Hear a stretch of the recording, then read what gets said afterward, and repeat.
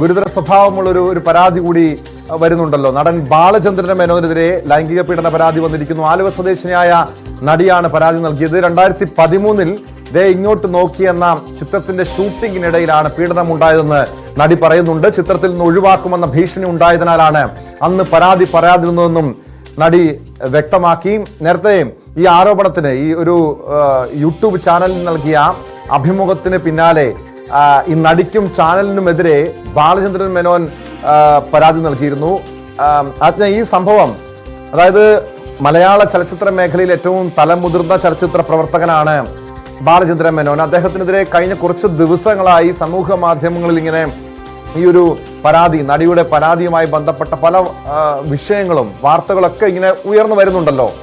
എന്താണ് ഈ വിഷയത്തില് ഈ നടിയുടെ പരാതിയിൽ പറയുന്നത്? ബാലചന്ദ്രൻ മേനോൻ നൽകിയ കേസിന് പിന്നാലെ ഇത്തരം ഒരു പരാതി നൽകിയതിന് പിന്നിൽ മറ്റെന്തെങ്കിലും ഉദ്ദേശങ്ങൾ ഉണ്ട് എന്ന വ്യാഖ്യാനങ്ങളൊക്കെ ഇനി ഉണ്ടാകാം, പുറത്തു വരാം. എന്താണ് ഈ നടിയുടെ, ആലുവ സ്വദേശിനിയായ നടിയുടെ പരാതിയിൽ പറയുന്നത്? ആജ്ഞ.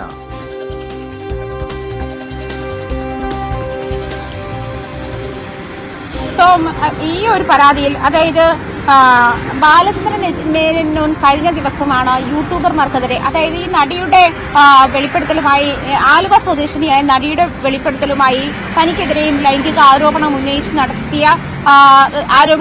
നടിക്കെതിരെ ഈ നടിയുടെ അഭിമുഖങ്ങൾ സംപ്രേഷണം ചെയ്ത യൂട്യൂബ് ചാനലുകൾക്കെതിരെയും ബാലചന്ദ്രൻ മേനോൻ പരാതി നൽകിയിരുന്നു. ഇതുമായി ബന്ധപ്പെട്ട യൂട്യൂബർക്കെതിരെ നടപടി നേരിടുന്ന ഒരു സാഹചര്യത്തിലാണ് ബാലചന്ദ്രൻ മേനോനെതിരെ പീഡന പരാതിയുമായിട്ട് ആലുവ സ്വദേശിനിയായ നടി, അതായത് ഒപ്പമുണ്ടായിരുന്ന തന്റെ സഹപ്രവർത്തകയെ വിവസ്ത്രയാക്കാൻ ശ്രമിച്ചു, തന്നെ കടന്നുപിടിച്ചു എന്നുള്ള ആരോപണവുമായാണ് നടി തിരുവനന്തപുരത്ത് പരാതി നൽകിയിരിക്കുന്നത് എന്നാണ് മനസ്സിലാക്കാൻ കഴിയുന്നത്. 2007 ജനുവരിയിലാണ് ഒരു ഹോട്ടൽ മുറി വെച്ചിട്ടാണ് ഈ ലൈംഗിക അതിക്രമം നടത്തിയത്. ദേ ഇങ്ങോട്ട് നോക്കി എന്ന സിനിമയുടെ സെറ്റിൽ വെച്ചിട്ടാണ് ഇത്തരത്തിലൊരു അതിക്രമം നടത്തിയത് എന്നാണ് നടിയുടെ പരാതി. നേരത്തെ തന്നെയും നടി പരാതി ഉന്നയിച്ചിരുന്നതാണ്. പക്ഷേ ഇതുമായി ബന്ധപ്പെട്ടുള്ള പരാതികൾ, അതായത് ഈ സിനിമയുടെ ഷൂട്ടിങ്ങിനിടയിൽ ഇങ്ങനെ പരാതി ഉണ്ടാകുമ്പോൾ മുകേഷ് അടക്കം 7 പേർക്കെതിരെ നേരത്തെ തന്നെ നടി പരാതിയുമായി വന്നിരുന്നതുമാണ്. ആ പരാതിയുടെ മുൻകൂർ ജാമ്യം ഉൾപ്പെടെയും അറസ്റ്റ് ഉൾപ്പെടെയുമുള്ള കാര്യങ്ങൾ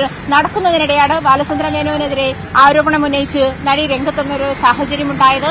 അത് തന്റെ ഒപ്പം ഉണ്ടായിരുന്ന തന്റെ സഹപ്രവർത്തകരെ വിവസ്ത്രയാക്കാൻ ശ്രമിച്ചു, അതുപോലെ തന്നെ തന്നെ കടന്നുപിടിച്ചു തുടങ്ങിയ കാര്യങ്ങൾ ഉന്നയിച്ചു തന്നെയാണ്. മാത്രമല്ല, നേരത്തെ തന്നെ നടി ഇത്തരത്തിൽ ആരോപണം ഉന്നയിച്ചപ്പോൾ ആ അഭിമുഖം സംപ്രേഷണം ചെയ്ത ഈ യൂട്യൂബർമാർക്കെതിരെ പോലീസിലും അതുപോലെ സൈബർ പോലീസിലും പരാതി നൽകിയിരുന്നു ബാലചന്ദ്രൻ മേനോൻ. ആ പരാതിയുടെ അടിസ്ഥാനത്തിലാണ് യൂട്യൂബർമാർക്കെതിരെ കേസ് രജിസ്റ്റർ ചെയ്യുന്ന ഒരു സാഹചര്യത്തിലേക്ക് പോലീസ് കടന്നത്. അവർക്കെതിരെ നടപടി ഉണ്ടാകുന്ന ഒരു സാഹചര്യത്തിലേക്ക് പോലീസ് കടന്നത്. അങ്ങനെ ആ സാഹചര്യത്തിൽ കൂടിയാണ് നടി ബാലചന്ദ്രൻ മേനോനെതിരെ പരാതി രേഖപ്പെടുത്തുന്ന ഒരു സാഹചര്യത്തിലേക്ക് വന്നത്.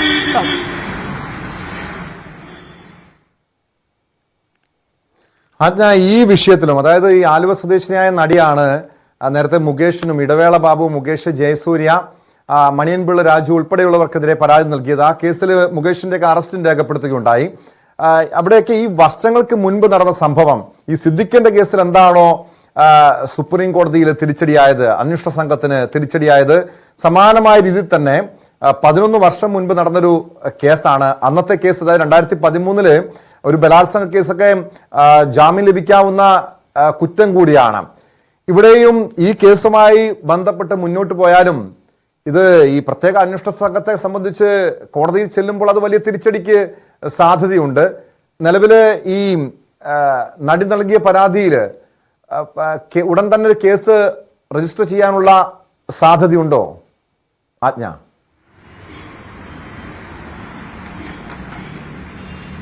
ടോം സൂചിപ്പിച്ചതുപോലെ 2007 നടന്ന കേസാണ്. ദേ ഇങ്ങോട്ട് നോക്കി എന്നുള്ള സിനിമയുടെ സെറ്റിൽ വെച്ചിട്ടാണ്, അതായത് ദുബായിലുണ്ടായിരുന്ന നടിയെ വിളിച്ചു വരുത്തി തനിക്ക് സിനിമയിൽ വേഷം തരാൻ എന്ന് പറഞ്ഞ് വിളിച്ചു വരുത്തി ആണ് ഈ ലൊക്കേഷനിൽ വെച്ചിട്ട് ഇങ്ങനത്തെ ഒരു പീഡന സംഭവം ഉണ്ടാകുന്നതെന്നാണ് നടിയുടെ പരാതിയിൽ പറയുന്നത്.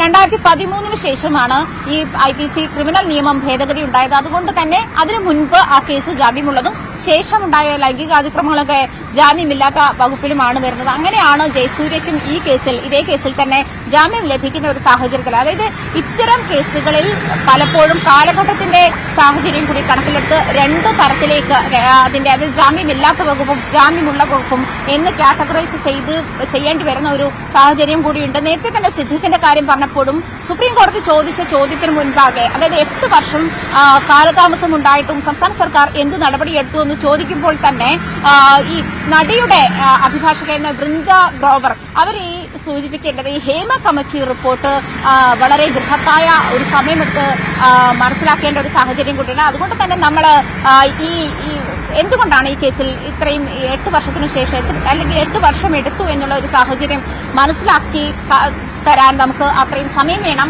അതായത് ഹേമ കമ്മിറ്റി റിപ്പോർട്ട് നടത്തിയിട്ടുള്ള അതല്ലെങ്കിൽ അതുണ്ടാക്കിയിട്ടുള്ള ഇമ്പാക്ട് ശ്രദ്ധേയമാണ് എന്നുള്ള കാര്യമാണ് അത് ചൂണ്ടിക്കാണിക്കുന്നത് എന്നാണ് ഞാൻ മനസ്സിലാക്കുന്നത്. കാരണം ഈ 7 വർഷത്തിന് മുൻപ് നടന്ന അല്ലെങ്കിൽ 2007 നടന്ന കേസും 8 വർഷം മുൻപ് നടന്നുള്ള കേസുകളും ഒക്കെ ഇങ്ങനെ താരതമ്യം ചെയ്യുമ്പോൾ എന്തുകൊണ്ട് ആ സമയത്ത് ഇത് നടപടിയെടുത്തില്ല എന്ന് ചോദിക്കുമ്പോൾ ആ കാലഘട്ടം മുതൽ തന്നെ ഇതിന് കൃത്യമായ സംവിധാനങ്ങൾ ഉണ്ടായിരുന്നില്ല എന്നുള്ള കാര്യം വ്യക്തമാണ്. പക്ഷേ ഹേമ കമ്മിറ്റി റിപ്പോർട്ടിന് ശേഷം തുറന്നു പറയാനും തങ്ങൾ ഇത്തരത്തിൽ ലൈംഗിക അത് തന്നെയാണ്. കാരണം എന്തുകൊണ്ടാണ് ഈ വർഷങ്ങൾക്ക് ശേഷം ഈ പരാതിയുമായി മുന്നോട്ട് വരുന്നതെന്ന് ചോദിച്ചാൽ വളരെ വ്യക്തമായി തന്നെ ഈ അതിജീവിതമാർ പറഞ്ഞ കാര്യമുണ്ട്.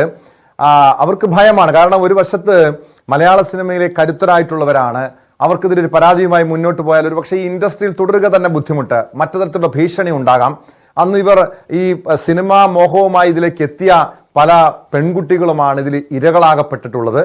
അതുകൊണ്ടൊക്കെ തന്നെയാണ് പരാതിയുമായി മുന്നോട്ട് വരാൻ പലരും ഭയപ്പെട്ടത്. പക്ഷേ ഈ ഹേമ കമ്മിറ്റി റിപ്പോർട്ട് വരുന്നു, ആ റിപ്പോർട്ട് പുറത്തു വരുന്നു, അതിന് പിന്നാലെ ഉണ്ടാകുന്ന സംഭവവികാസങ്ങൾ അതാണ് ഇവർക്ക് ധൈര്യം പകരുന്നത്. കാരണം സർക്കാർ പോലും പറഞ്ഞ കാര്യമുണ്ട്, വ്യക്തമായി പറഞ്ഞ കാര്യമുണ്ട് ഈ വിഷയത്തിൽ ഈ അതിജീവിതമാർക്ക് അല്ലെങ്കിൽ ഇരയ്ക്കൊപ്പം നിൽക്കുമെന്നൊക്കെ. പക്ഷേ ഇതിന് ഈ പല കേസുകളിലും നമ്മൾ കണ്ടു ഇരയ്ക്കൊപ്പമാണോ വേട്ടക്കാരനൊപ്പമാണോ സർക്കാർ നിൽക്കുന്നതെന്ന്.